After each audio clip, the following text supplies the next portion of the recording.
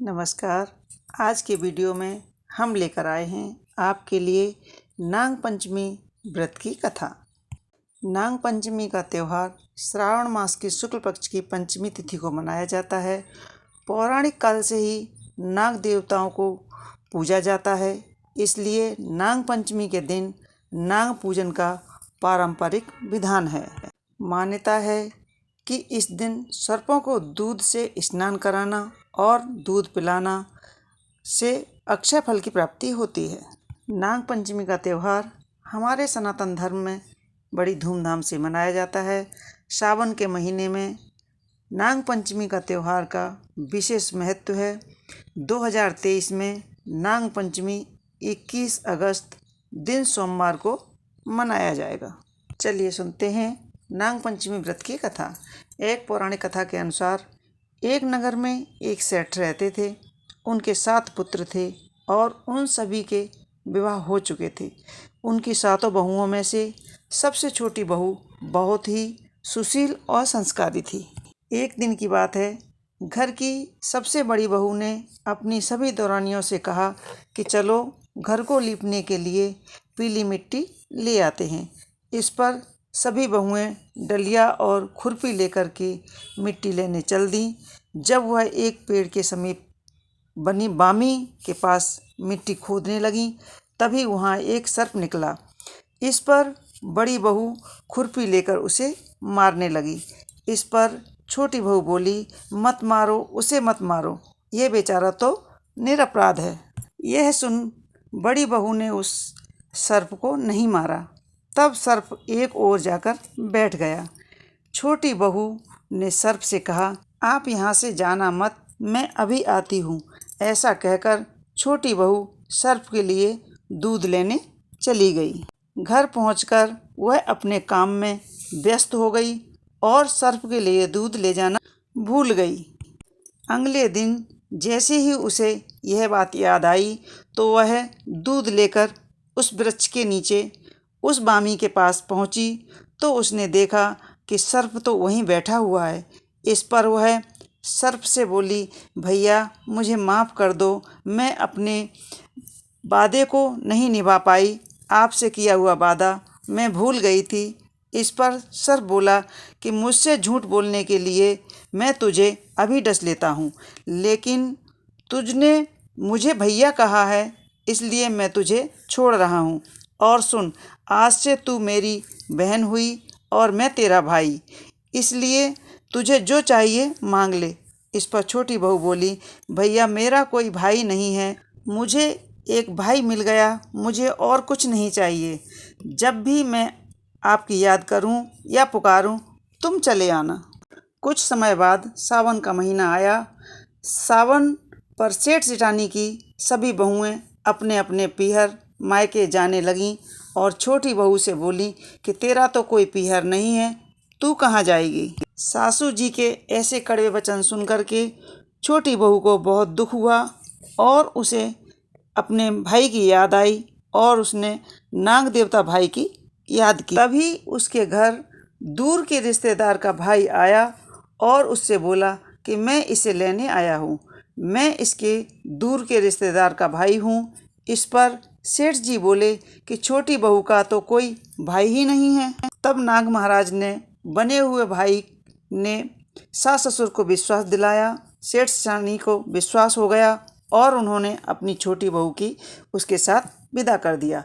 रास्ते में उसने छोटी बहू को बताया कि बहन, मैं तुम्हारा भाई सर्प हूँ और मैं तुम्हें अपने साथ अपने घर नागलोक ले जा रहा हूँ। तुम मेरी पूँछ को पकड़ लो, डरना मत, मैं तुम्हें अपने साथ अपने घर ले जा रहा हूँ।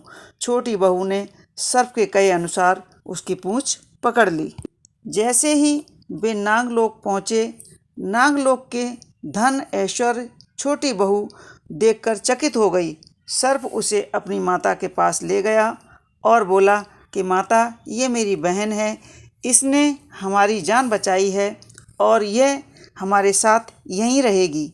सर्प की माता ने छोटी बहू को गले लगा लिया। वह वहाँ खुशी खुशी रहने लगी। उस समय वहाँ शेष नाग के छोटे छोटे बच्चे जन्मे हुए थे। वह वहाँ देखती कि माँ सभी के लिए दूध ठंडा करती और घंटी बजाती। घंटी की आवाज़ सुनकर बच्चे वहाँ आकर दूध पी लेते थे। एक दिन वह माँ से बोली कि आज मैं दूध ठंडा कर देती हूँ। अभी दूध ठंडा भी नहीं हुआ था कि उसने जल्दीबाजी में घंटी बजा दी। घंटी की आवाज़ सुनते ही छोटे छोटे सर्प के बच्चे दूध पीने दौड़ पड़े। दूध में मुंह डालते ही कईयों के फन जल गए। इस पर सभी सर्प बोले कि हम इसे डसेंगे, पर वे माँ के समझाने पर सभी मान गए। फिर सर्प ने और उसकी माँ ने छोटी बहू को बहुत सारा धन दौलत, हीरे मोती और जवाहरात देकर उसके घर के लिए विदा किया। इधर सेठ जी के घर इतनी सारी धन दौलत, हीरे मोती, जवाहरात देख कर के बड़ी बहू छोटी बहू से बोली कि भाई ने इतनी सारी धन दौलत दी है तो इसे झाड़ने के लिए सोने की एक झाड़ू भी दे देता।